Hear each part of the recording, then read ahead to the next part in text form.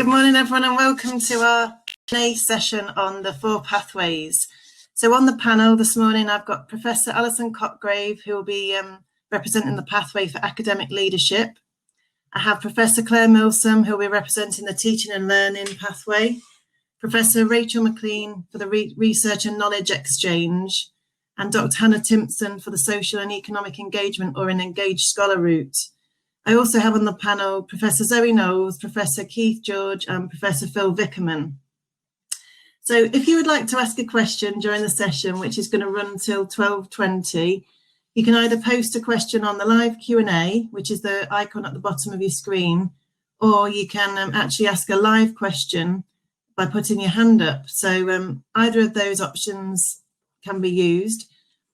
I'll just wait to see if anything comes through straight away, and if not, I've got a pre-submitted question that I can ask. Okay, I've got a raised hand. Paula Watson. Ben, could you bring Paula into the green room, please, so she can ask a question? Okay, is that me now talking?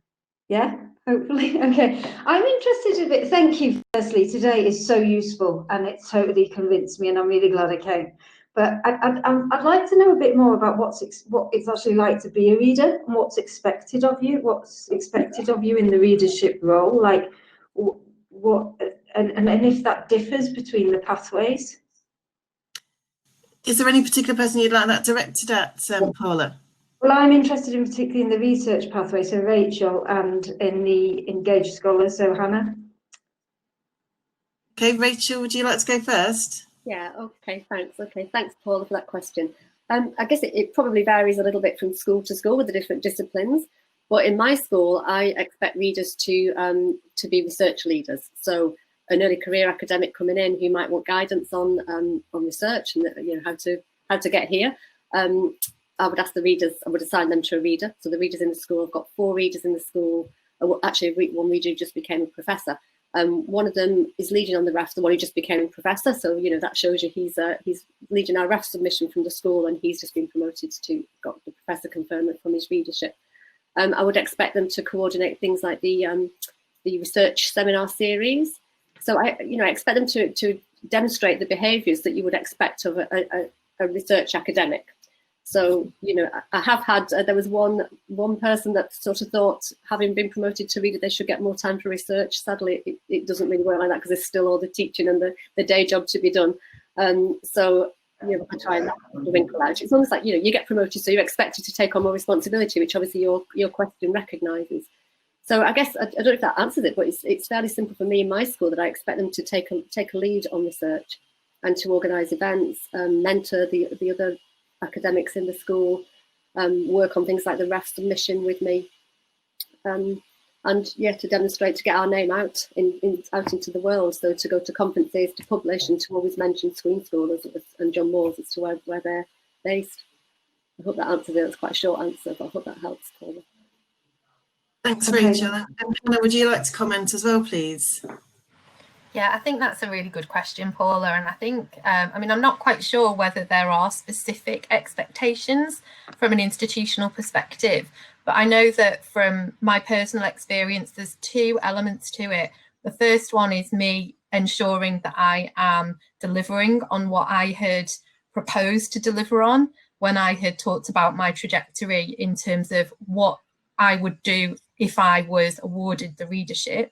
So I think it's really important that I am always considering what I do and making careful decisions about the research that I engage with and the networks that I'm engaging with, and just always checking back around what and how are they going to contribute to my continued development and ultimately to working towards that professorship, which is what I would then hope that I would be able to sort of submit to. So always kind of having one eye on that. And then from a broader perspective, I take responsibility for our social and economic engagement strategic initiatives within the Public Health Institute. So I lead on that because I feel that for me, that's an important contribution that I can make. And then also looking at how and where I can continue to engage from that strategic perspective beyond our department into the faculty, across the university, and outside of the university within our wider communities that we provide and support. Okay, thanks both. Does that answer your question? Yeah, no, it's really helpful. I guess and I don't want to sound negative, I guess the realist in me has a bit of a concern about workload, and I'm aware that and I won't be alone in this, already totally at capacity, and there's a bit of one of the things that's affecting me whether or not to apply is this fear that if I need to take on extra stuff, where am I going to make capacity to take on those extra responsibilities? So I guess I don't know if anyone's able to comment on that, or whether Keith or Zoe as well from my school, how it kind of works in that sense. But Zoe, do you want to comment? Yeah, happy to offer a perspective on that. So I'm not full time as an academic member of staff, and I think what's been beneficial for me is the PDPR process and a sense of looking at where you want to develop and having those frank and open and regular conversations with your line manager. And Hannah's was a great point in terms of what you put down on your readership application should be supported by your line manager in terms of trajectory for the next 5 years. So you have to keep checking in with that regularly with your line manager, identifying, you know, where you might need to pull back on something or accelerate something, because for me, the readership application is the path for the next 5 years. And whilst we know that things change, roles change, responsibilities change, last year was just a complete change. But I think you almost have to have that pinned on your notice board and check in regularly with it in terms of, this is what the panel have approved me to do for the next 5 years to move towards professorship, and therefore regular check-ins and not just simply relying on the annual PDPR process, maybe looking at some mentoring who can check and challenge you along the way and say, so why haven't you done that? Why isn't this working? And maybe can support you in some of those discussions with your line manager, should you need that. And I've certainly offered that role to people I've worked with as well. So I would suggest printing off that trajectory bit and pinning it on your notice board and following it would be my advice. Paula. no, thank you, Zoe. It's really useful. I guess it becomes about helps you then prioritise what you're focusing your day to day. Thank you. I will go now and won't Thanks, take. Paula. Okay, thanks. Okay, so I've seen quite a few questions come on the live Q&A now, and just to be clear, so any that don't get answered today in this session, we can answer them offline. So you will definitely get an answer, and if there's any follow-up questions, we can also take them through the EDI email address. So I'll just go to Claire Maxwell's question now. Sorry, actually, I'll go to the first one on the list. So this was from Sarah Dixon. What are your top tips for someone just starting out on the academic path? She's currently a DBA student and a staff member. So I don't know who wants to take that one. Claire, you're on mute. Sorry. Okay. I mean, my honest advice from the heart is, if you're just starting out, is it's a real privilege to have an academic career. So just do what you absolutely love right now and publish where you feel happy and confident, because it's not as linear as you feel it might be right now. But publish, network, influence, practice wherever it is, but just do what you love, because that's easy. And I think for me, I was able to bring this kind of paleontology and higher education together at the end in some sort of finale. So just do what you love. You were really lucky to be afforded that kind of opportunity. That's great. Thanks, Claire. Great answer there. I've got another question from Pauline Brooks. So it says, if you feel you straddle two criteria areas, how do you choose which one? Maybe I'll put that one to Phil. Okay, thanks, Tina. I think this is a dilemma that many people struggle with, Pauline and colleagues, and we have in the past allowed people to apply under 2, 3, 4 criteria. But really, in order to be successful, you really do need to focus down on one of the criteria, and that's what we require now.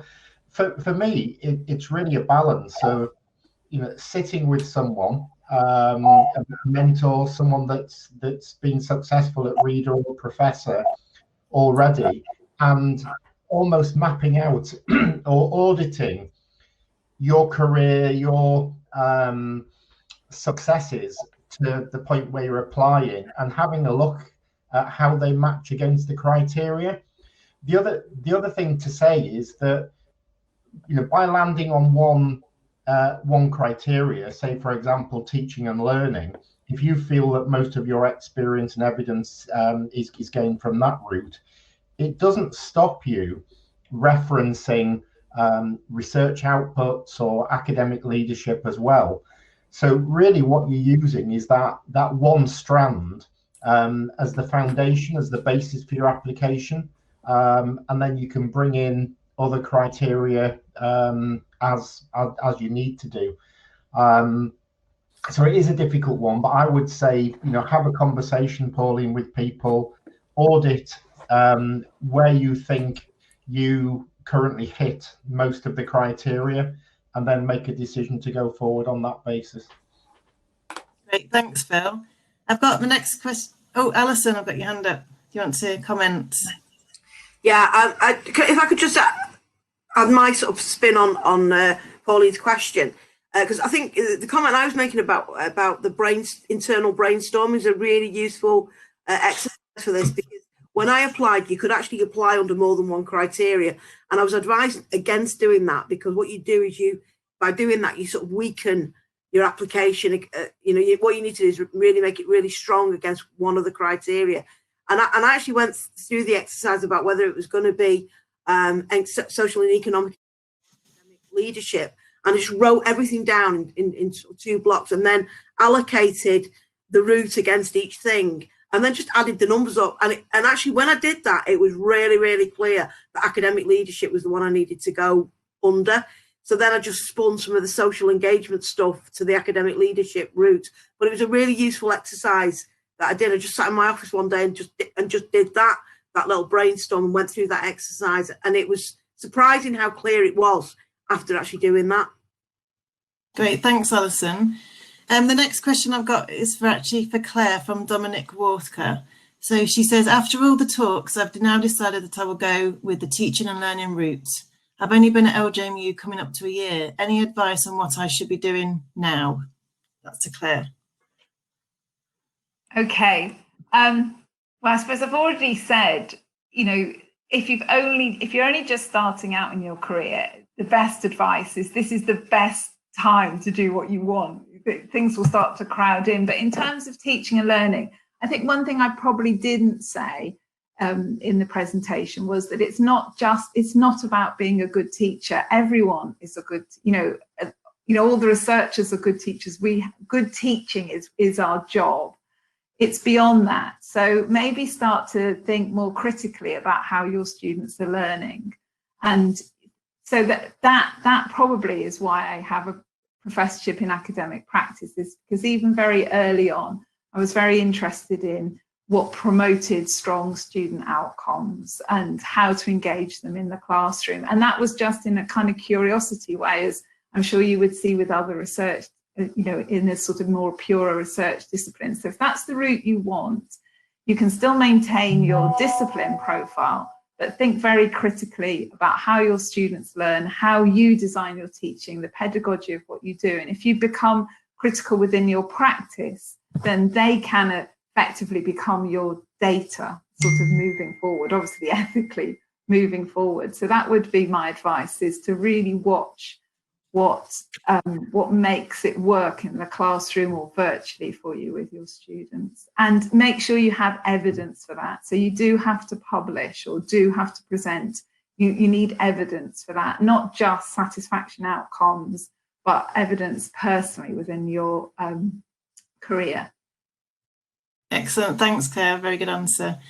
Okay, Abby Romano's got a question now. It says, if you were to look back at your career and being a reader stroke prof, what would you tell and encourage your ECR self to do? So who would like to answer that? Anyone? Rachel, thank you.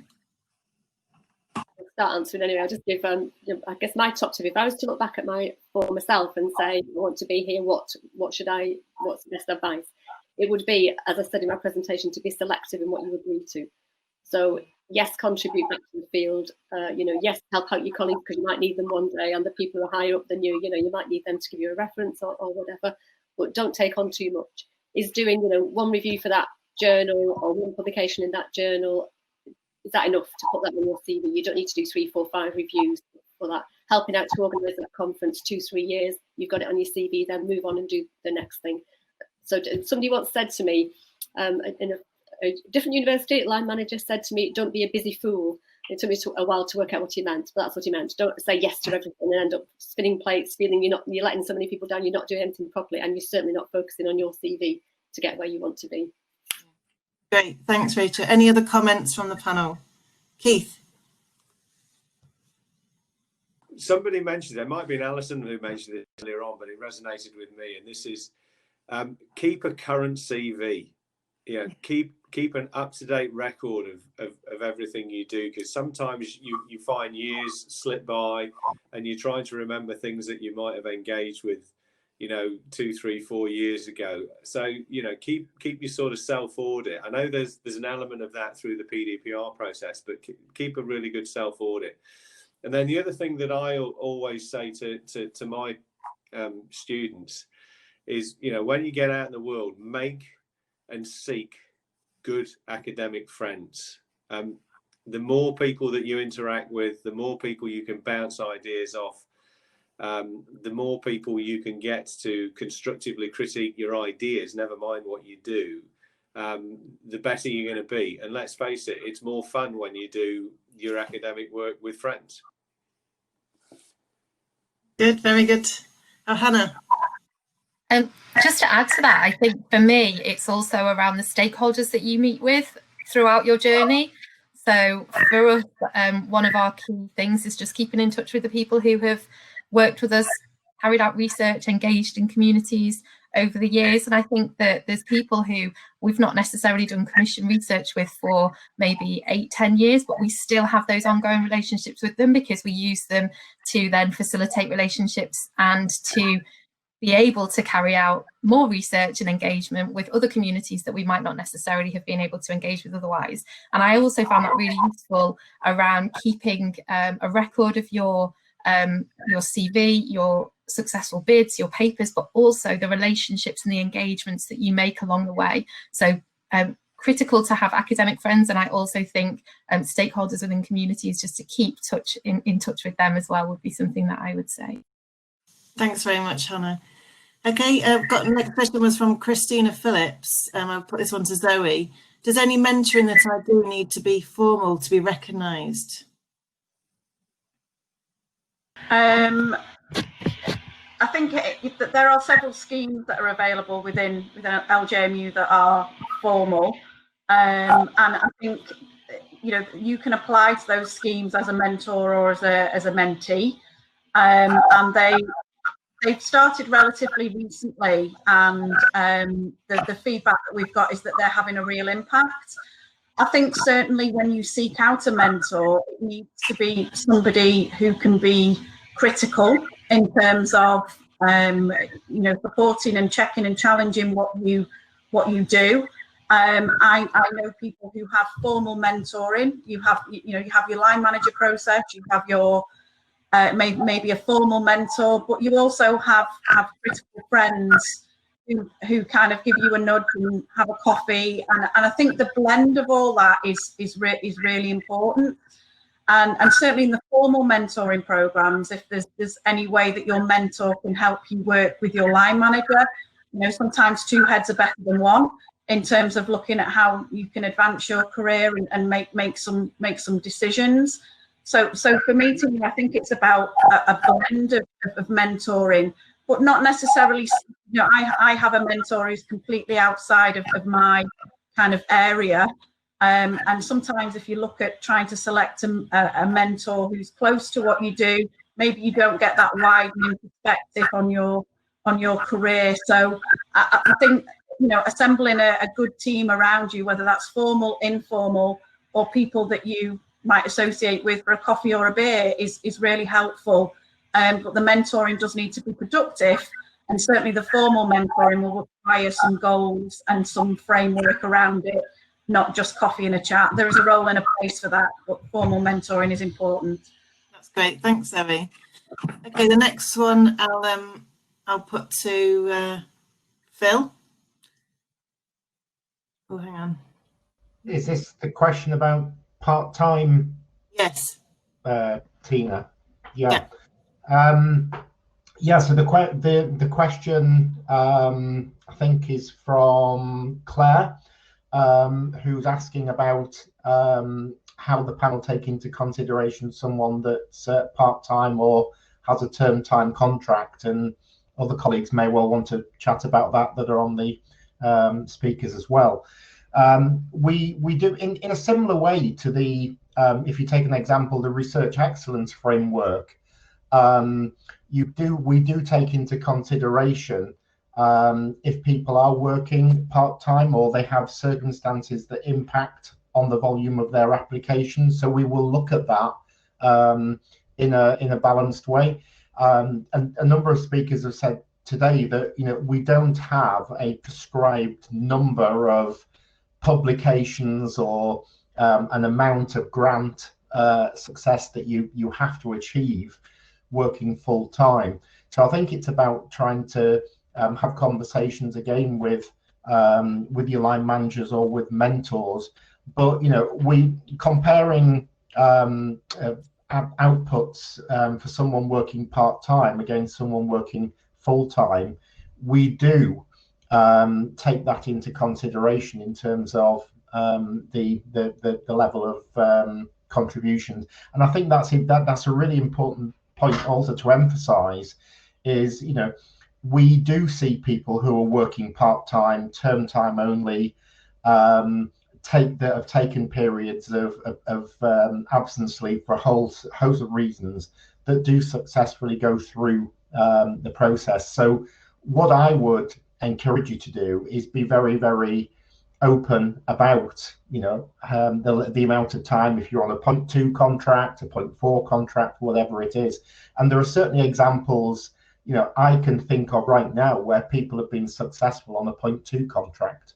So I don't know whether Zoe may well Zoe wants to add.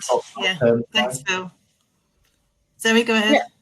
Yeah. So I've worked full-time, part-time, and I've worked a 0.95 full-time equivalent, so the term time only contract with the additional family-friendly element, all through readership and to professorship.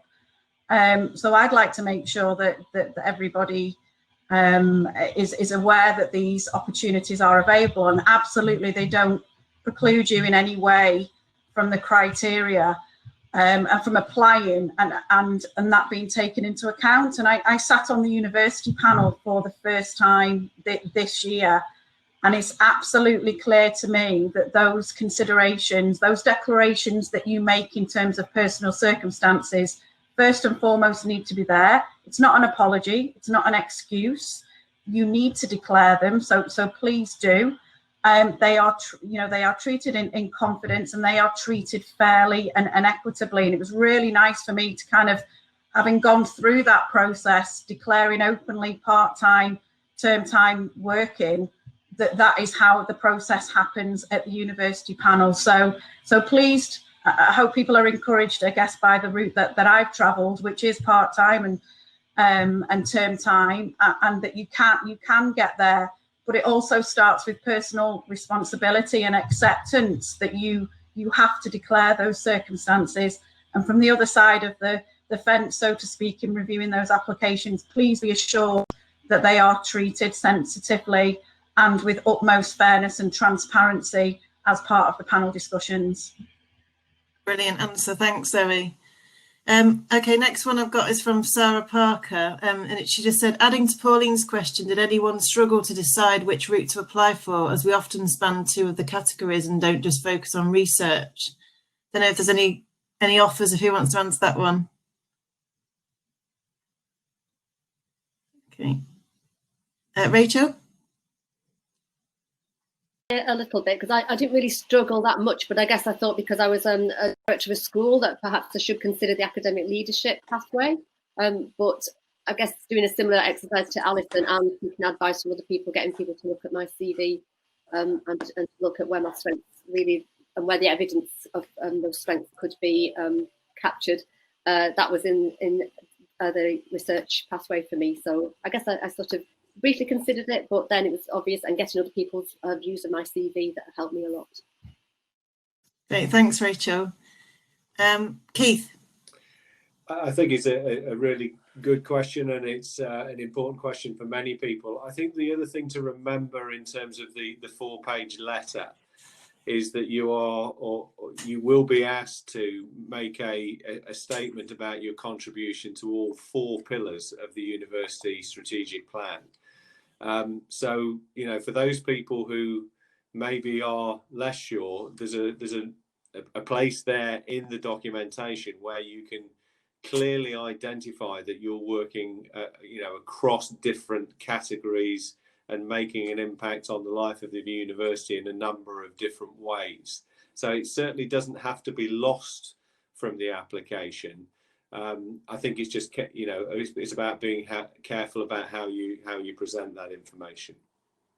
Great, thanks, Keith, very helpful. Okay, the next one was Paula Watson. She says, just a clarification question, really. Hannah mentioned the importance of gathering voices of external stakeholders, which I think will be relevant for my application. Can these be formal peer reviewers, or are these in addition to the peer reviews? Perhaps, Hannah, you could answer that one, please.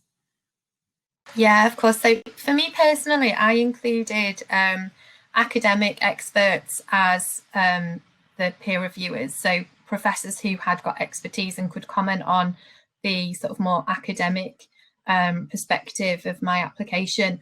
But I also felt that it was important to include sort of key people who could comment on the actual impact of the work that I'd done. So I included the Director of Public Health for Cheshire and Merseyside, for example, as a potential that could be sort of approached to provide a reference, and also sort of the chair of Social Value UK and Social Value International. So I think my point is around sort of thinking of not just those academic sort of traditional people that we might think of, and I guess I also included evidence of the impact of my work within the statement. So within my document that I wrote, I provided evidence of impact that I'd gathered from them around what had happened as a result of the work that I'd done that had provided evidence that I had contributed to their sustainability, for example. But I don't know whether Phil or Zoe, for example, might be better placed to sort of advise on who would be kind of best placed for those references. But that was my experience, and I felt it was important to not just include those academic perspectives, but also those people with those lived experiences. Thanks, Hannah. Phil, do you want to comment, or Zoe? I'd just echo what Hannah has said. Absolutely. Okay, great. Same for me, Tina. I think consideration, particularly on the engaged scholar route, is worth discussion because of how that criteria is set. And there's perhaps a misperception out there that for all applications, if you're applying for, you know, an academic post, then everybody that reviews our application has to be academics, and it certainly wasn't the case on my applications. It's a, you know, I guess there is some equivalence, and you can always ask for some guidance on that as you start to look at who you may put down as reviewers. Great, all right, thank you. Okay, the next question was from Angela Daly. What is the status of a mentoring Ed.D students and supervision of Ed.D students regarding completions? Does this count as PhD completions? Who would like to? Claire, do you want to? I saw you nodding. You're on mute, Claire. I would consider that they count as PhD supervisions, but I would look to Keith. Keith? Again, this is interestingly, this is one of the issues that is currently being reviewed, because I think it's been a sort of movable feast in terms of our level 8 student intake. We've got EdD, we've got PhD, we've got professional doctorates, we've got a number of different students operating at that level. And historically, our criteria, probably like many others in the sector, have simply talked about PhD students. My personal belief is that we should recognise all level 8 supervision moving forward, and that's something, as I said, that Phil and I and others are talking about in the criteria. Good question. Yeah. Thanks, Keith. Okay, the next one I've got is from Simone Kruger-Bridge.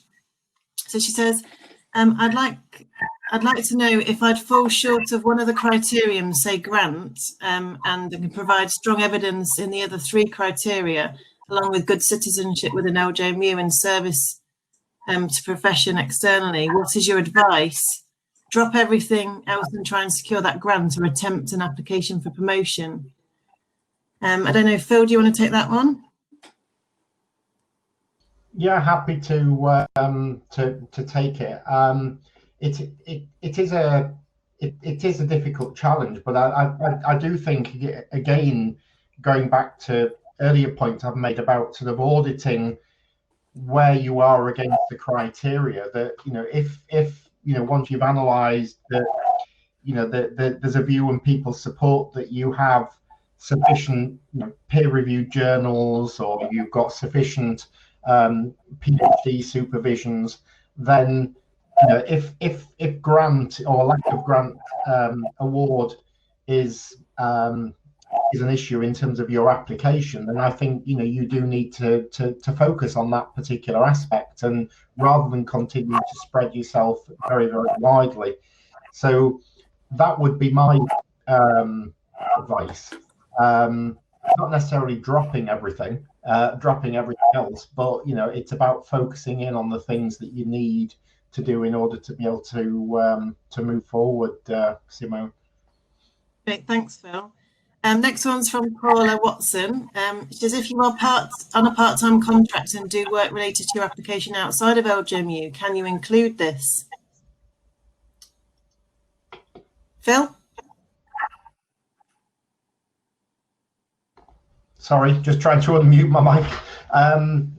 Yes, you can use that. What you need to do is look at the evidence for conferring yourself as a reader or professor.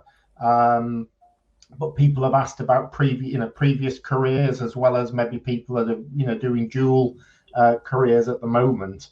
So there's no reason why not. The one of the questions in the chat this morning I'd just like to mention is that if somebody applies to the university and you secure a lectureship, senior lectureship, and then you want to apply the following year for a readership or a professorship, there will be questions asked in terms of the contribution that you have made during your time at LJMU. So I think you've got to look at that as well. So we are looking at what contribution you've brought to the university, but you will draw on all your experience, all of your career experience over however many years it is. So Paula, I would include it.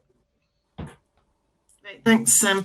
And we have got one question left, but unfortunately we've run out of time. So Elena, we will come back to you. And as I said at the start, if there are any questions that people would like to ask after this, then feel free to email the equality inbox or to any of the panel directly. I'm sure they'll be more than happy to support with the questions. So I'll now hand over to Keith and Zoe, who will talk about how to join the Critical Friends surgeries later, and also some closing remarks. Thank you. Thanks, Tina. So the first thing that we're going to do is get you as attendees to complete a few polls for us. So we have four polls. Please read the questions carefully. And if you can have poll 1, please, Ben. So which of these conferment routes do you identify at the moment in view of readership application in the future? So this is for individuals who are pre-reader. If you could indicate which of the routes at this moment in time, or if you're unsure, if you could vote now.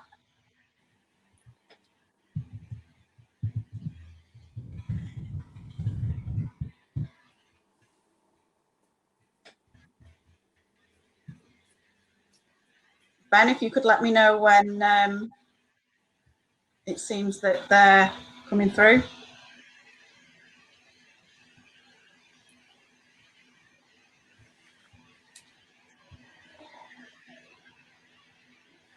Great, can we close that one, if that's okay? And in 10 seconds. It won't be a surprise that the next question will be about professorship application. So again, the same, if you have a particular route in mind, and as Phil and speakers have said this morning, you have to indicate a single route now, unlike in the past. If you've been aware of multiple routeways, you can only indicate one.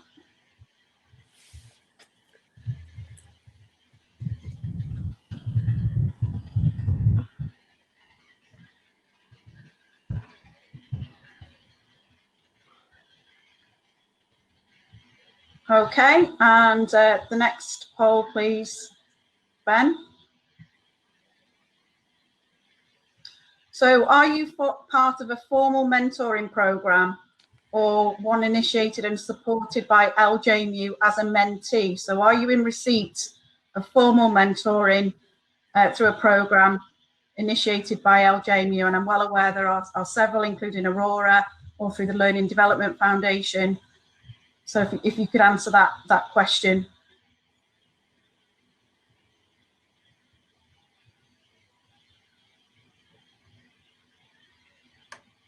And finally, poll 4. Are you part of a formal mentoring program or one initiated and supported by LJMU as a mentor? And just while you're finishing that off, the idea is to get some intelligence on routeways and mentors and mentee kind of volume and numbers that in the various networks and the equality team, and also with ELT we can look at providing some further support relative to where people are developing in terms of routeways. So thanks for your participation in that. Keith, do you want me to continue with my notices, or? Yes, please. Yeah. So thanks everyone for your attendance this morning. Just a few things to flag up from the Women's Academic Network point of view. So you'll have seen the slide with the Academic Network events. We hope to be able to take some of the outcomes from today, questions that have been raised and perhaps remain unanswered, into future events. The network, it's your network, it's everybody here who's attended, so please come along to those events. They're an hour. You can bring lunch and dogs and coffee and children if you've still got children homeschooling as part of that. Please do get involved, and always happy to hear of any speakers or topics that you would like to feature in those events.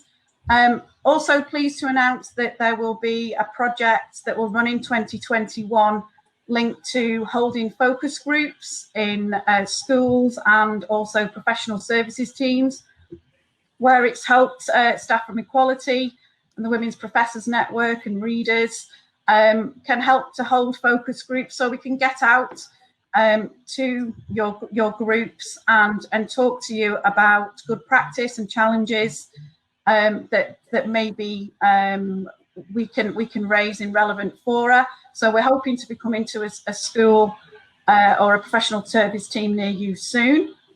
This year, to celebrate International Women's Day, we are doing something slightly different. So we will be cascading a template down to professional services teams and academic schools, and asking them to consider a week-long sort of programme of events, initiatives.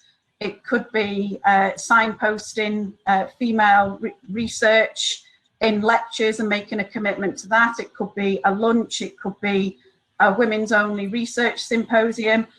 So we're asking directors to consider that and return that back to equality, so that we can collate and understand what's going on more locally, rather than something that's being delivered specifically at university level. So please keep a watch out for that. It will be cascading to schools and teams near you, and hopefully those who've attended today can contribute to that into the discussion or the delivery of some of those events in early March.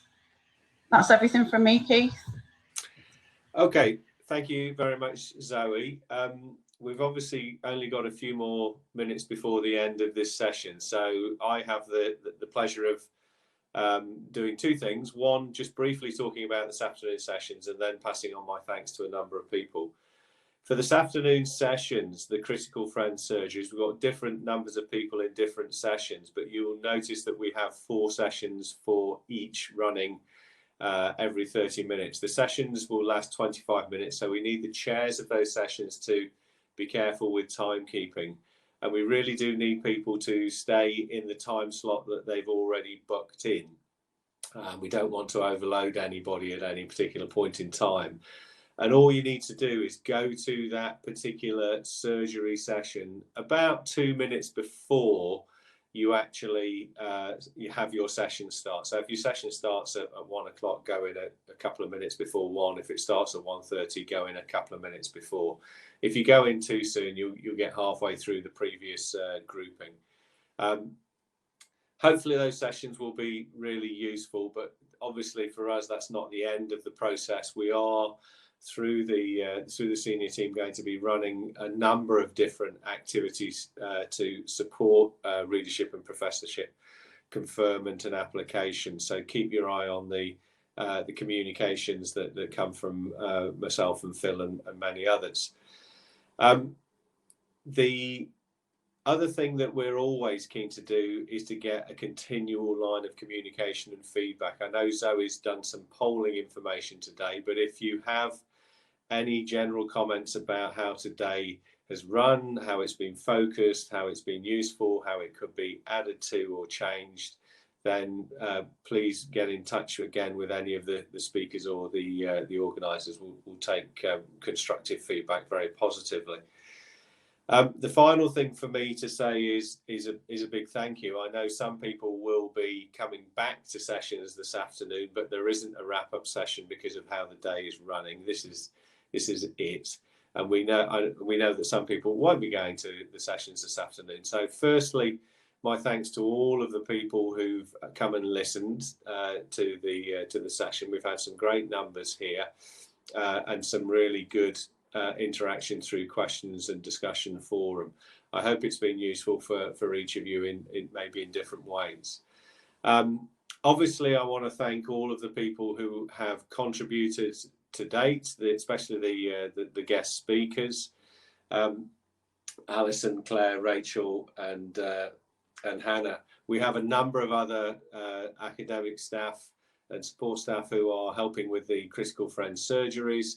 And again, they were very, very quick to volunteer their services and time. And my thanks to all of the people who are going to be supporting the sessions this afternoon. My thanks obviously to Zoe, to Tina, to Rafaela, and all of the senior academics that have supported the production of today, and people like Phil and myself who just slotted in to what has been organised. But outside of the faces that you've seen, a couple of people I think need some specific mention, and that's obviously Moni. A lot of you know Moni, and this really started for me with a conversation in February. It's taken a long time to get here, Moni, but I'm glad we did it, and I'm glad we stuck with it. Also, Liz Cousins, you'll have seen Liz pop up on the discussion forum. She's been the engine that's been driving the organisation. And I guess in a different world, this is probably where we would be passing over a bottle of wine or something like that as thanks for all the work that you've done.